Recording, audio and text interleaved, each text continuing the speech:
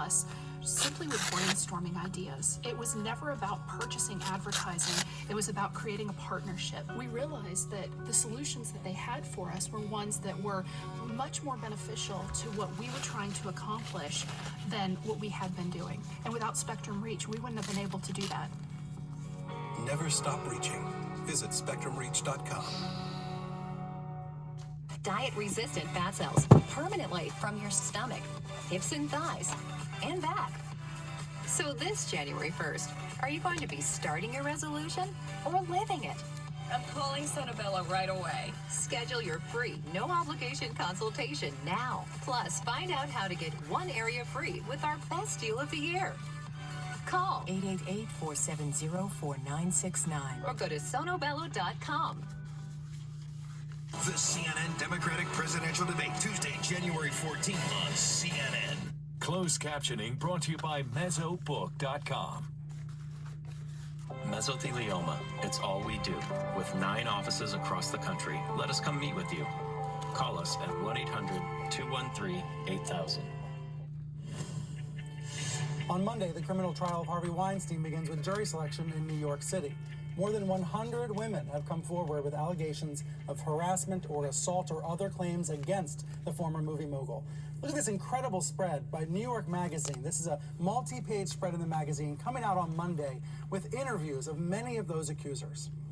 Weinstein, meanwhile, says he is coming out of a period of, quote, self-reflection and focusing on clearing his name. He has always denied any instances of non-consensual sex.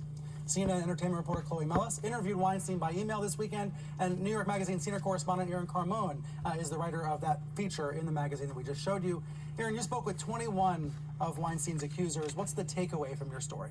Well, I think we're at a really interesting moment with the trial starting here, because media and journalism is kind of how we got to this point, and I think that they're aware that by coming together, they can also fight back the narrative that's going to be laid out by Harvey's defense at the trial. Now, I think it's important to recognize at this moment that the press actually was a weapon that Harvey Weinstein used for a very long time to, in their view, intimidate women, keep them silent, plant stories about them. He would curry favor with journalists. This is a matter of public record. It's true, and he would suppress the rumors about his behavior. And when people tried to do investigative reporting, including at my own magazine, he managed to get it killed and intimidate people out of going on the record. But the New York Times and the New Yorker, through relentless reporting, managed to expose multiple cases of harassment, assault, settlements, create a really inexorable record here. And the same thing is what the prosecutors are going to try to do the same thing in court. So these women, they wanted to pose with their arms linked. They wanted to show that they're unified. They've kept in touch over an email list. Ashley Judd told me it's tender, essential, and powerful, the way that these women have found each other. Ultimately, though, in the trial that begins tomorrow, only 2 women's cases will be directly at issue. That said, prosecutors have managed to get additional women to testify as to Harvey Weinstein's quote-unquote bad character. They can say that there's a pattern, and most notably, Annabella Sciorra, the actress who has said that Harvey Weinstein raped her, is going to testify to the charge of predatory sexual assault, which is the most serious. But again, it is one thing to make a strong case with many sources with journalism. It is quite another to send someone to prison in a criminal court of law. Yeah. This is going to be historic, as USA Today points out this weekend. This is the first Me Too case to be put before a criminal court jury. So to think about the perspective of where we are 2 years since this movement was lit partly by the reporting about Weinstein. Chloe, you've been trying to get Weinstein to talk, trying to get answers from him, and this weekend he did reply to a series of questions you sent him. What is his mood? First of all, why is he even answering questions? Well, I think, he's remained relatively reclusive and silent over the last 2 years, with the exception of recently speaking to the New York Post after his back surgery from his hospital room. He tells me that he has been misrepresented by the media, which the irony is that you say that he has used the media over the years as a weapon and to his benefit. He says that there are many misconceptions out there about him, but he would not comment as to whether or not he had empathy for any of the accusers. He did say that he has been in a period of self-reflection and a 12-step rehab program, and he says that he realizes that he worked too hard and that he hurt his family members. I do know from people closest to him that his biggest regret out of all of this was the divorce to his wife Georgina Chapman. I think that, like you said, that this comes down to two women. There are going to be several bad act character witnesses. I spoke to his attorney, Donna Rotuno, on Friday, and she just tells me that they're most concerned about whether or not they're going to get an impartial jury. That is one of their biggest concerns, because remember, they've tried to move this trial multiple times to like Buffalo, Schenectady, places where maybe Weinstein isn't as known and people don't know all the details like they do in Manhattan. So I know that that is a big concern. But Harvey, again, answered 8 questions on his terms.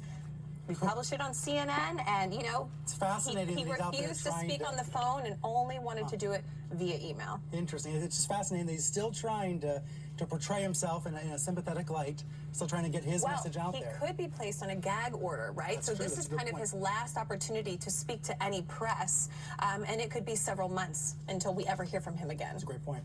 Aaron and Chloe, thank you both for being here. The New York Magazine feature will be up on nymag.com tomorrow. We've got one more scoop before we go, and one of my sources is President Trump.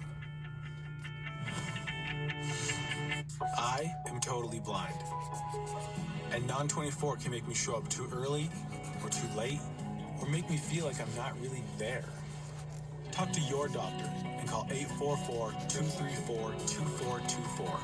I'm going to tell you a story about your boss, Mickey Pearson, and the man who's out to destroy it. That doesn't sound good. You're out of touch. You best move on. He explodes on the scene like a firecracker.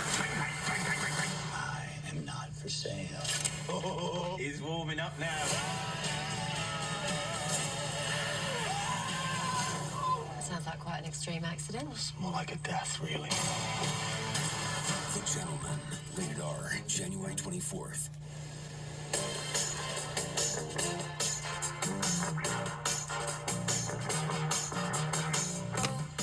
I gotta say, I need a break, and I've been thinking about the weekend. I've been dreaming about it all day. I get it all, I get it my way. Everybody say, oh my, Sunday, January 19th. All of Hollywood on one big night. If you win this award tonight, you're going to be set for life. The SAG Awards. Live Sunday, January 19th on TNT and TBS. some fun.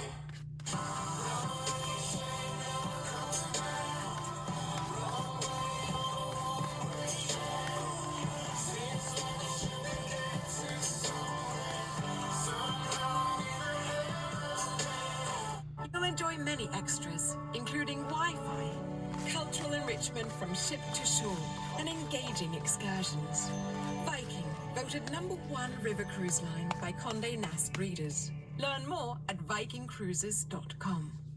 We tried 2 different real estate agents who both promised great results, but after almost a year on the market, we still hadn't sold our house. Then we found HomeLight, which promised to get us in touch with the top agents in our area. We went with the agent they recommended, and it worked. HomeLight's agents sold our house when the others couldn't. HomeLight compares data on millions of agents, so you know you're getting the best agent for your needs. Oh yeah, we recommend HomeLight. Get started for free today at homelight.com. The CNN Democratic presidential debate, Tuesday, January 14th on CNN. Finally, a bit of breaking news about the radio business. The Rush Limbaugh Show will continue well into the new decade. Limbaugh's contract was due to expire later this year, but the company has confirmed to me, his syndicator, Premiere, has confirmed that he has renewed his deal. A spokeswoman says it's a long-term agreement and declined to comment on any specific terms like the length of the new deal. But, according to President Trump, it's a 4-year deal. How do we know? Well, as you know, Trump and Limbaugh have been allies for many years, and Trump tipped everybody off, actually, at a rally on Friday. The president was holding a rally